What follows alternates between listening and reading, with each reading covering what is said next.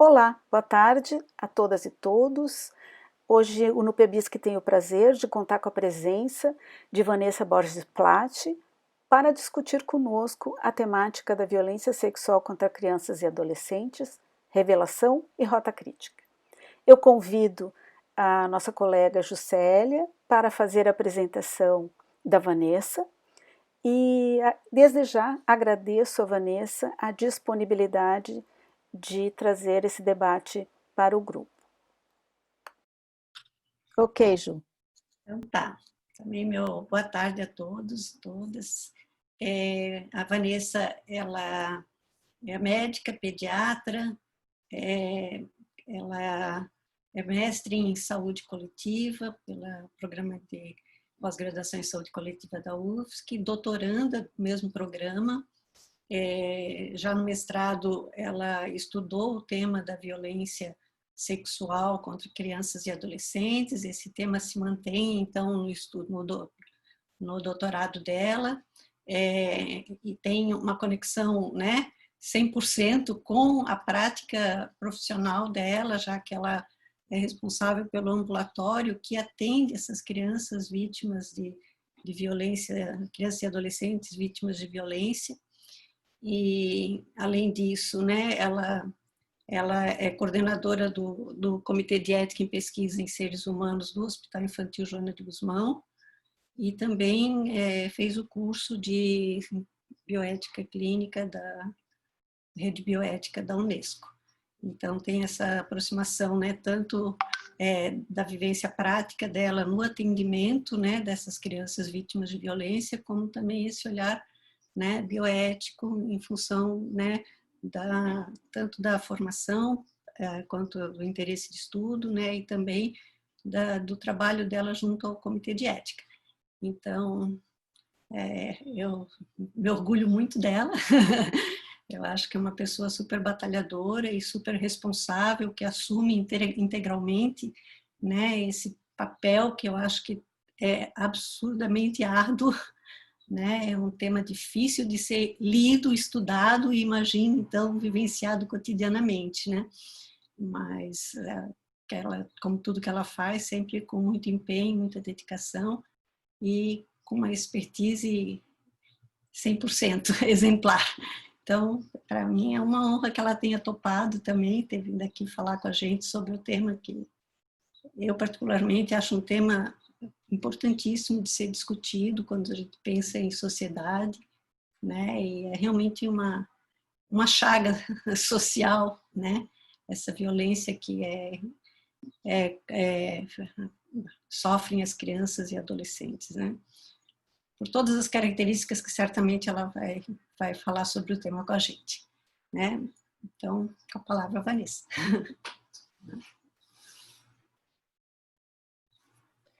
Obrigada, doutora Ju, pelas belas palavras. E a doutora Ju é a minha tutora, minha mestre, né? Então, sempre eu agradeço porque ela me abriu muitas portas na pediatria, né? Foi desde a graduação e depois da residência e percorremos, né, o caminho na bioética.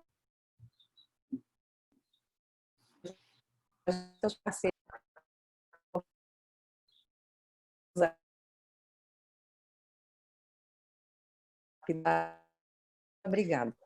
Vou compartilhar a tela aqui com vocês, vamos ver se dá certo. Aqui.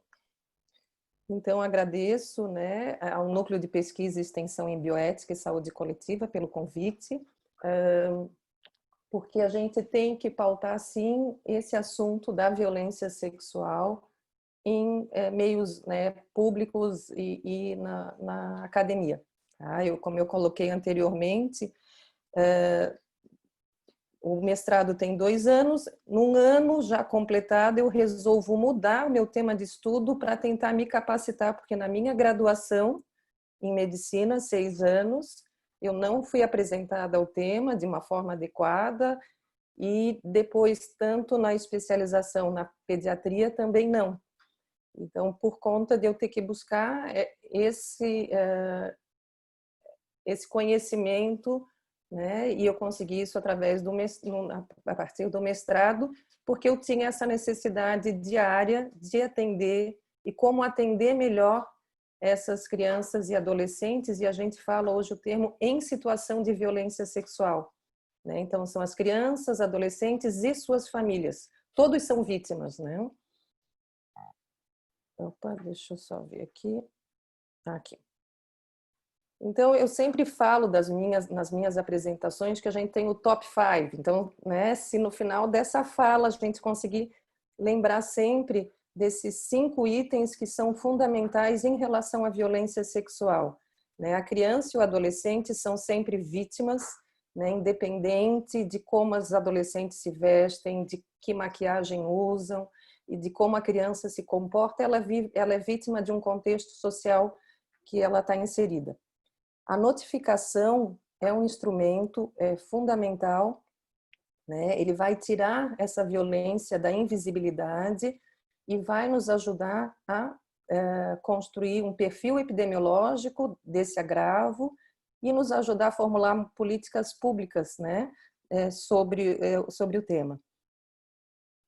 Temos várias leis que versam sobre os cuidados com a criança e com o adolescente. Aqui, desde 1990, está completando 30 anos o Estatuto da Criança e do Adolescente, né? Um grande marco na nossa sociedade que tira a criança da invisibilidade e a criança e o adolescente os tornam sujeitos de direito, né? Mais recentemente, a Lei da Escuta, né? Em que a atenção integral deve ser dada à criança e ao adolescente em situação de violência sexual, mas aqueles que não são só vítimas, como presenciam qualquer outra forma de violência.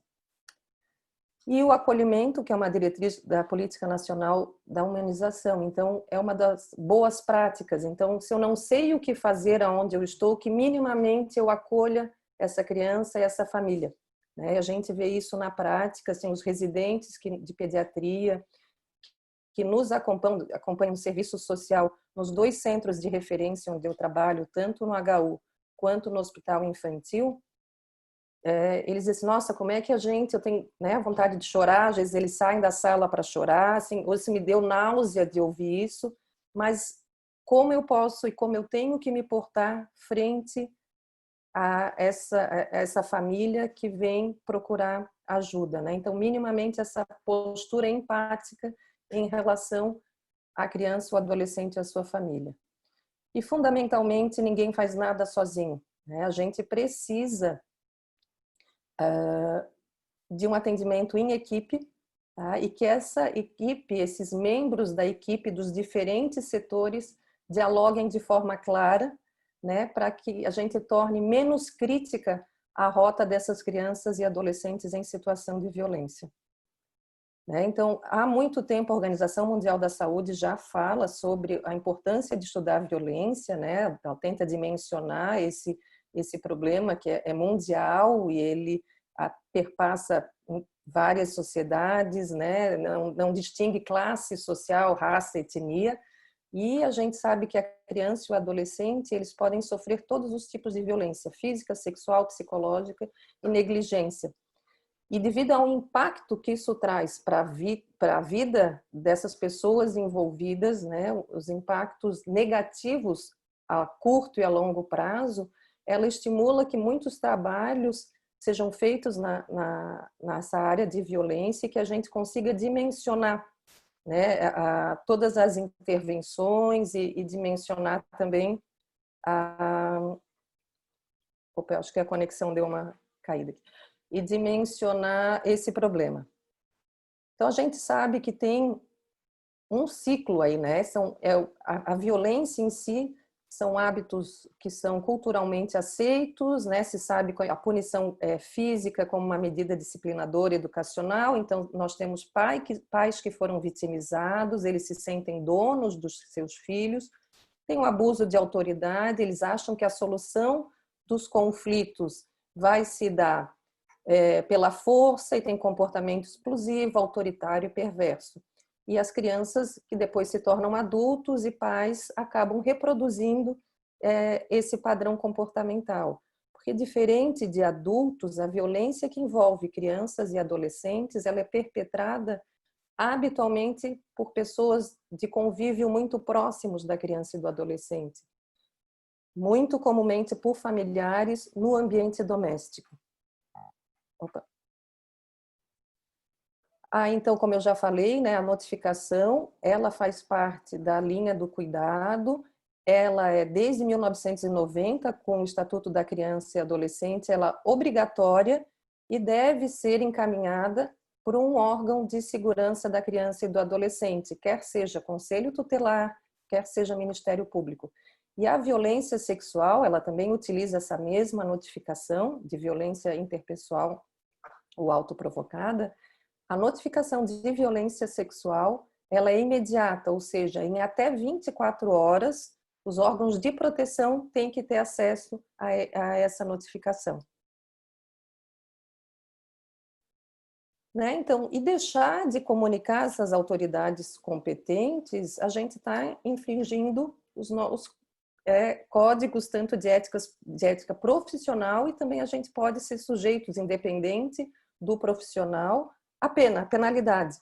Né? E muito nos hospitais é condicionada essa prática a uma obrigatoriedade do profissional médico. E não, qualquer um que saiba da existência de um caso de violência, lembrando que o caso ele é suspeito ou confirmado, ele tem que comunicar. Tá? Então, só falando assim, nos últimos 6 anos, tem um boletim epidemiológico do Ministério da Saúde, o número de violência geral aumentou 186% das notificações, sendo que quase 50% se devem aos adolescentes. Dados do Departamento de Informática do SUS colocam que em 2017 nós tivemos quase 130 mil casos de violência contra criança e adolescente, e quanto menor a idade da criança, mais vulnerável ela se torna à violência e maior as chances de mortalidade em decorrência da violência, porque ela não tem estrutura física para resistir a essa violência. Dados do Disque 100 de 2019, tivemos quase 160 mil denúncias, e dessas, 55% eram referentes a crianças e adolescentes. Né? E dentre elas a gente tem aqui, eu estou com esse negócio aqui que está me atrapalhando, temos, negligência, violência física, e temos aqui a violência sexual. Tá? E a gente sabe que a violência sexual, habitualmente, ela é 30 vezes menos notificada do que a realidade, a violência física em torno de 15%. Então, esses são os dados que chegam, né? Fora aqueles que a gente desconhece. E aonde que ocorre esse tipo de violência? A casa da vítima, do suspeito e outros. Então, a violência, como eu volto a falar, ela habitualmente, na criança e do adolescente, ela é no ambiente familiar. E aqui se coloca, né, como a mãe a principal perpetradora. Quer dizer que a mãe é mais braba, isso na violência geral. A gente sabe que hoje muitas famílias são monoparentais, a mulher está responsável pela criação e educação dos filhos, e acaba que a violência física ela se torna uma forma de disciplinar essa criança. Mas se sabe que quando o impacto, quando a sequela dessa violência é mais grave, como fratura e até a morte, está relacionada ao pai ou ao padrasto, que tem mais força física. E agora, rapidamente, falando na vigência da pandemia, o que a gente tem visto, né? A gente sabe, assim, muita da literatura é colocada, que o agravamento da pobreza, a mídia coloca, né? Coloca em risco os menores e mais vulneráveis. Houve muito acesso à pornografia, né? E à pornografia infantil durante a pandemia. E é um grande paradoxo. Enquanto é uma medida de saúde pública, né, para a prevenção do contágio contra o novo coronavírus, é o isolamento social, é se manter em casa. A casa, paradoxalmente, não é o lugar mais seguro para muitas crianças, mulheres e adolescentes. porque é em casa que a violência acontece. Então, uma questão paradoxal. E o que a gente... assim, são vários artigos produzidos nesse período da importância da proteção das crianças e dos adolescentes nesse período de isolamento social. Porque são crianças e adolescentes que passavam muito tempo fora de casa, nas escolas, nos projetos sociais, e passam a ficar 24 horas em casa. Não existe, então, a rede de apoio dessa família. Não existe escola, não existe projeto social, não existe igreja, não existe casa de avós, vizinhos, tem que ficar em casa, à mercê, muitas vezes, do ambiente violento, e que aumenta pelo risco de adoecimento, pelo o estresse familiar, pelo risco de adoecimento, por queda do rendimento econômico da família, por aumento da ingesta de álcool e drogas pelos pais. Isso vai refletir na criança, aumentando o estresse e deixando-as mais vulneráveis a serem vítimas de todos os tipos de violência. Então, esse é outro artigo que coloca. Esses autores que estudam a violência no Brasil, eles resgatam um modelo ecológico proposto pela OMS, que a violência ela perpassa todas as relações, todos os níveis, tanto individuais, relacionais, comunitários e sociais, Então, e coloca que para muitas mulheres as medidas emergenciais vão aumentar o trabalho doméstico e o cuidado com as crianças, idosos e familiares doentes. E a dificuldade, porque até então nós estávamos inclusive sem o transporte público, restrição de movimento, limitação financeira, insegurança generalizada, vão encorajar esses autores da violência. E Santa Catarina, nesse contexto de pandemia e de violência sexual. Nós temos esse informativo Barriga Verde, informativo epidemiológico, que é desse ano, de junho, mas que ele reflete as notificações de 2015 a 2019, colocando que nós tivemos 65 mil notificações, em um aumento nesse período de 21% das notificações de violência interpessoais. Dessas, quase 40% são referentes à faixa etária da criança e do adolescente. Lembrando, criança e adolescente pela OMS até os 20 anos incompletos. O Estatuto da Criança e Adolescente coloca o adolescente como a faixa etária limite 18 anos. Notificações de Santa Catarina nesse período. Espera aí que eu estou com uma dificuldade. Deu. Nesse período, então, aqui a gente fez o traçado, mais ou menos 19 de março, quando foi instituída as medidas de isolamento social, e nós tivemos de 295 municípios notificadores, somente 136 haviam mandado as notificações até o final de maio. Eu fiz uma fala para a Secretaria Estadual de Saúde, e eu pedi os dados da violência, porque eu ia falar da violência infanto-juvenil na pandemia. Só que não é da totalidade dos municípios, mas são 136 municípios. Então, antes das medidas de isolamento, nós tivemos 469 notificações em janeiro, 506 em fevereiro, e esse número foi gradativamente reduzindo. Quer dizer que a violência diminuiu no período, A gente tem que refletir que muitos, certamente que não. O acesso à rede de atenção e de cuidados é que foi limitado. Então, uma queda importante. E nas faixas etárias aqui,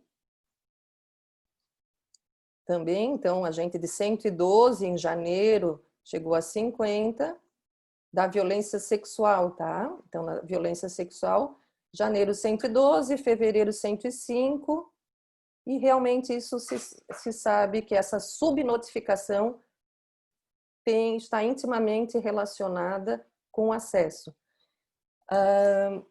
Aí, independente de várias, começaram assim várias medidas, por exemplo, do CONANDA, sobre recomendações de proteção integral às crianças, leis locais, como de Minas Gerais, que obrigava os condomínios a informarem sobre episódios de violência doméstica no seu interior e que essa violência pudesse ser registrada por meio virtual, né? A Secretaria de Estado da Saúde, ela lançou essa medida de enfrentamento, colocando telefones de acesso aos órgãos de assistência.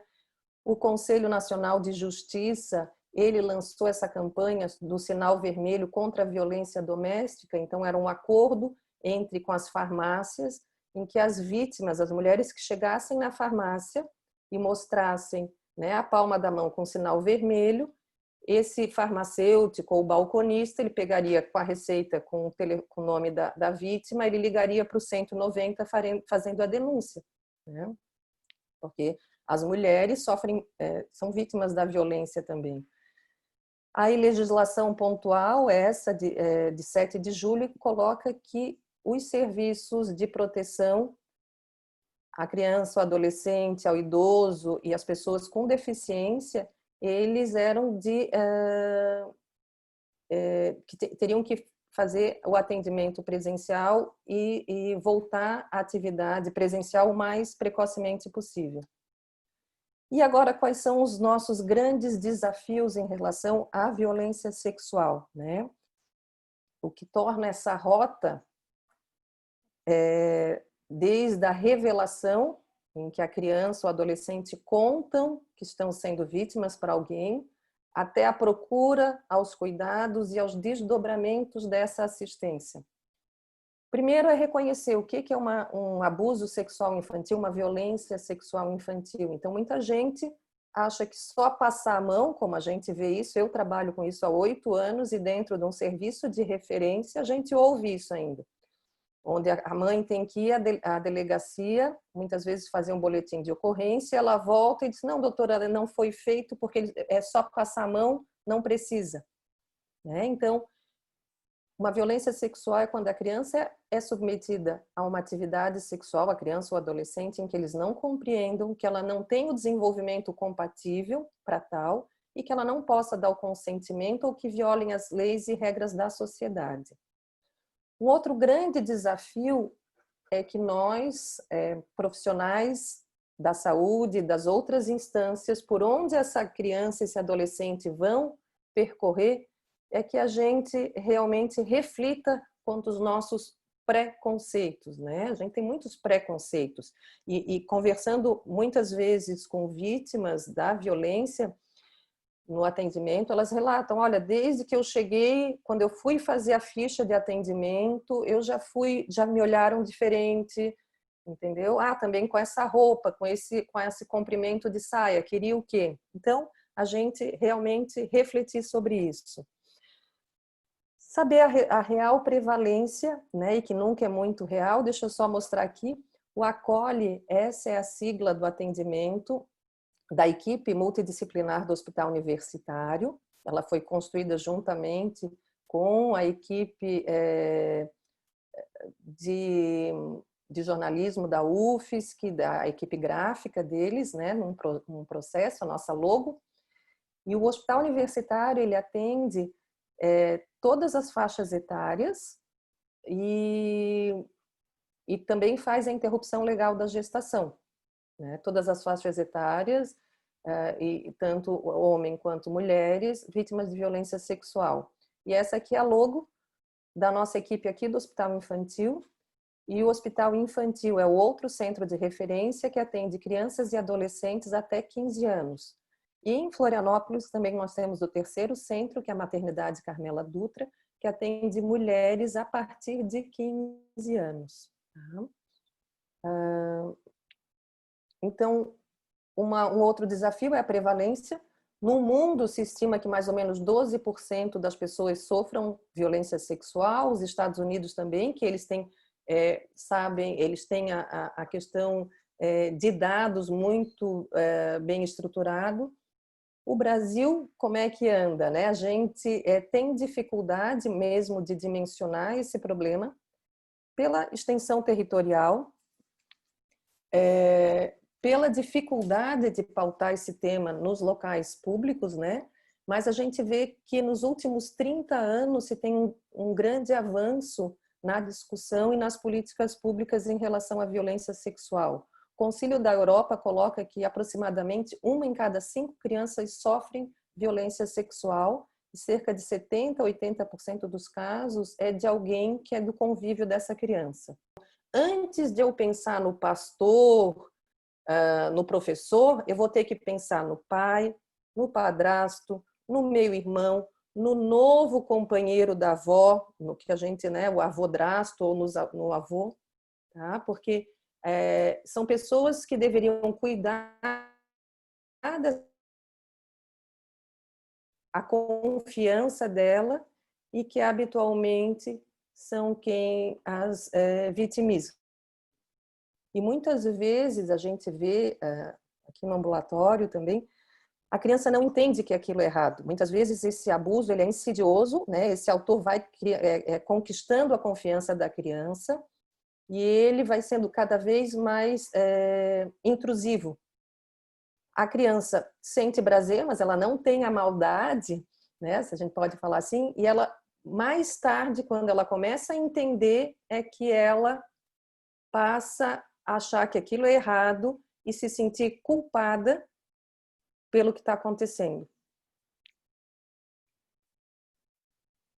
Então, o grande desafio no nosso fluxo de atendimento é a integralidade do cuidado, né? É um dos princípios do SUS. Então, a linha de cuidado estabelecida pelo Ministério da Saúde em 2010, ela versa sobre essa articulação entre equipes, onde a gente tem que ter fluxos de encaminhamento e esse atendimento tem que ser em rede, né? E a gente sabe que as famílias e as crianças, adolescentes e as suas famílias, elas precisam percorrer um longo e desgastante caminho para cumprir os diferentes protocolos dos diferentes setores. A saúde é um deles, mas eu tenho assistência, eu tenho a justiça, né?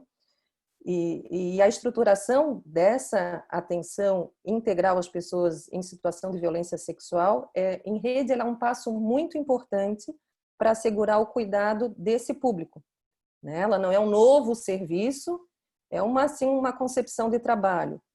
E ela requer uma articulação intra e intersetorial e para que as políticas, tanto governamentais quanto não governamentais, sejam atendidas na sua integralidade. E a Organização Pan-Americana de Saúde, ela define como essa rota crítica, né, o percurso terapêutico, itinerário terapêutico, comportamento de busca, são a sucessão de decisões e ações executadas pelas mulheres em situação de violência em busca de soluções.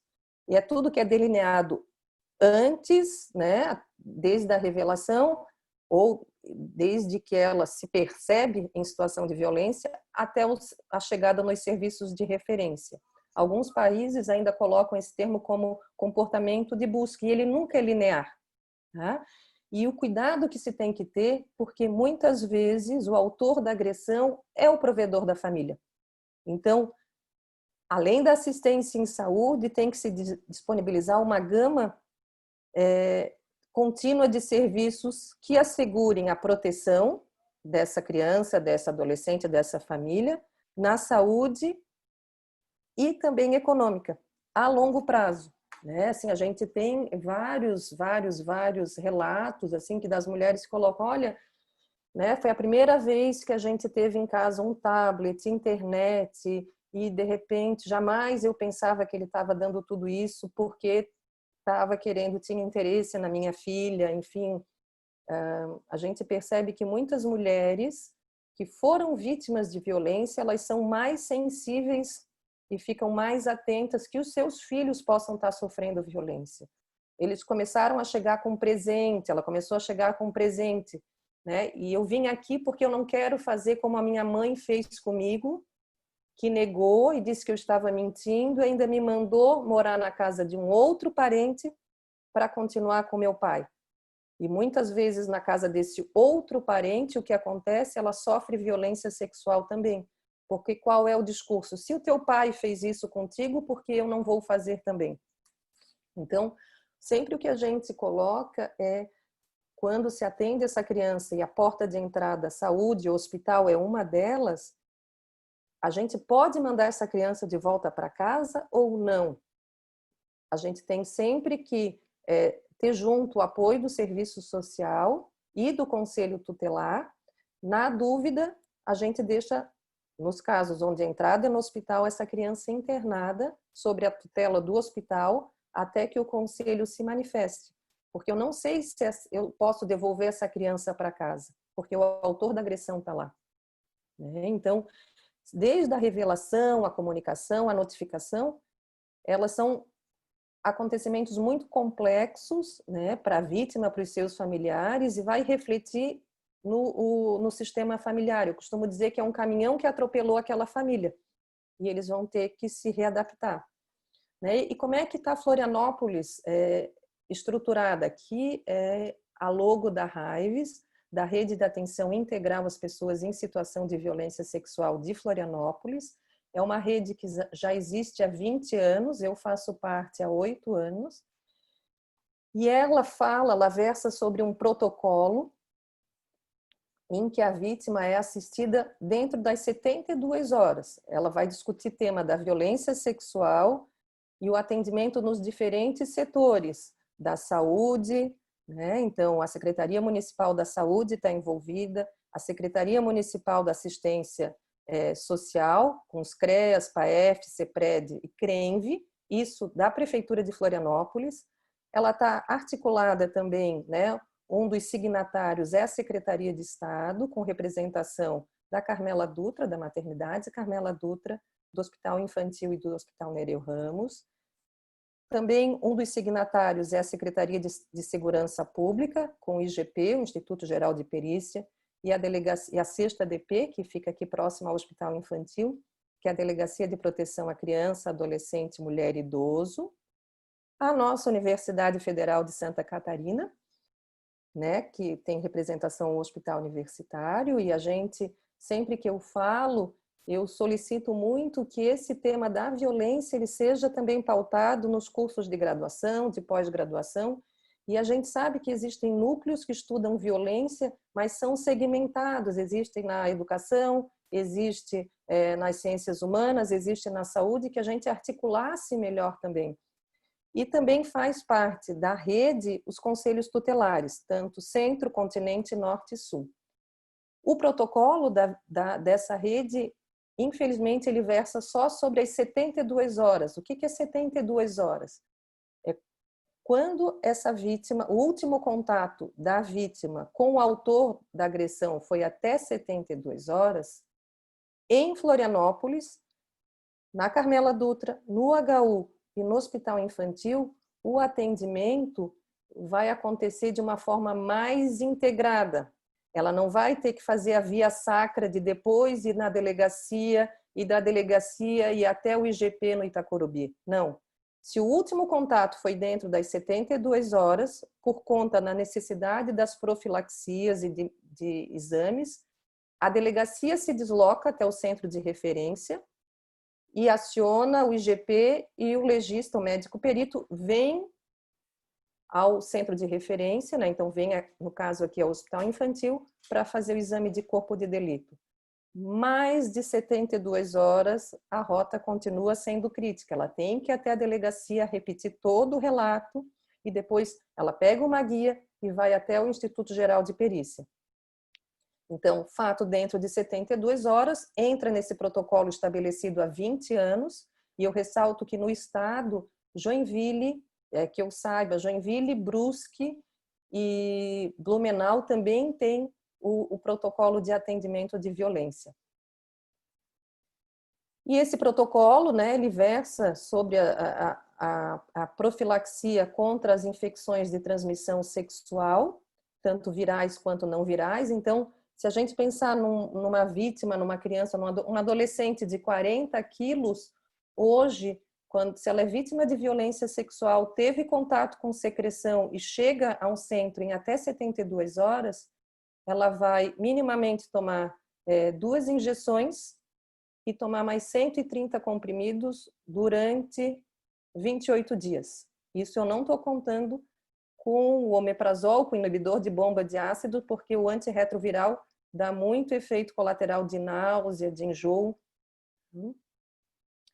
E o texto que foi, acho que, encaminhado para vocês fala, né, sobre a intersetorialidade e interdisciplinaridade dessa atenção, né? São muitos desafios que a gente tem, né, que o atendimento é fragmentado, é necessário que se reveja e se consolide os fluxos e protocolos, né? Então, tem que se identificar o abuso, fazer a denúncia, né? Então, acompanhar o caso, e cada órgão tem o seu protocolo que essa família tem que seguir, né? E tem que encaminhar para o atendimento da saúde, atendimento médico, psicológico. A gente sabe que na nossa rede nós não temos psicólogos em número suficiente para prestar atendimento, acompanhar esse autor da agressão, e a gente sabe que muitas vezes é a palavra da criança contra um adulto, e separar essa criança desse adulto é bastante difícil, né? Muitas vezes a gente sabe que barreiras à revelação é a criança não se sentir acreditada, o medo do isolamento social, o medo da repercussão na família, né? Eles acham que muitos não vão acreditar. Famílias que já têm práticas disciplinares autoritárias, a falta de diálogo dificulta essa revelação. E alguns estudos eles colocam que a criança, né, o adolescente, em relação a revelar essa violência, ele precisa sentir segurança no confidente dele, ter empatia, para que essa pessoa tenha empatia pela sua história. E a gente sabe da importância ímpar do professor na escola, né? Da escola como uma rede de proteção dessa criança. Muitas vezes a criança passa mais tempo na escola do que com os pais em casa. E ela tem na figura do professor, da professora, o seu grande confidente. E agora, na vigência da pandemia, com as escolas fechadas há 6 meses, né? Então a gente não tem essa parceria do olhar atento e responsável do professor. E a gente sabe, assim, alguns estudos colocam que a média de revelação é de 9 anos, né? Então, entre o ser abusado e revelar é 9 anos. A maioria, 20 e poucos % revelam, em outro estudo, revelaram direto, mas a maioria só revela se é questionado. Então, para eu questionar, eu tenho que estar atento às diferentes formas de apresentação, às mudanças do comportamento. Eu tenho que pensar na hipótese de violência sexual. E a gente sempre sabe que quanto mais próximo é o autor da agressão a essa criança, mais postergada é essa revelação.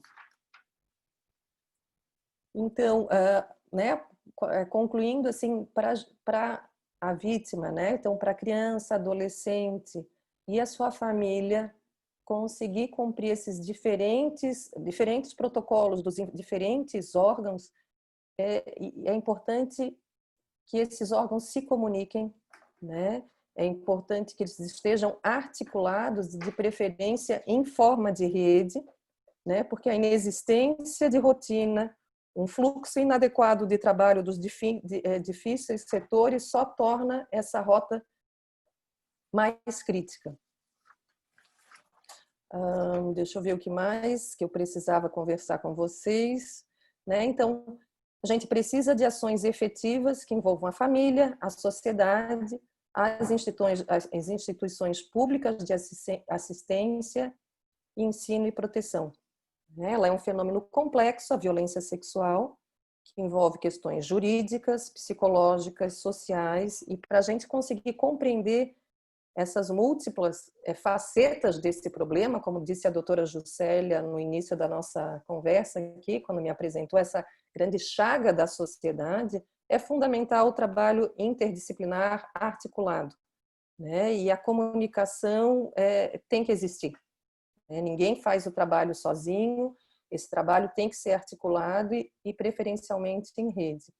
Então, né, lembrando o nosso top 5, lembrar que a criança e o adolescente são sempre vítimas, né, e não é porque não tem alteração do exame físico, que ele não possa estar sendo vítima de uma violência sexual. A notificação é obrigatória e cada setor tem a seu tipo de notificação, essa é a notificação da saúde, e ela tira a violência da invisibilidade e ela também gera números para a gente ter uma noção de perfil epidemiológico. Existem várias ferramentas de denúncia, e se eu não quiser me identificar, eu tenho o Disque 100. Lembrar do acolhimento, da Política Nacional de Humanização, das leis que existem, e, fundamentalmente, do trabalho em equipe e da comunicação dos atores, dos diferentes profissionais que vão atender a criança ou adolescente e as suas famílias em situação de violência sexual. E assim eu termino, eu acho que em tempo.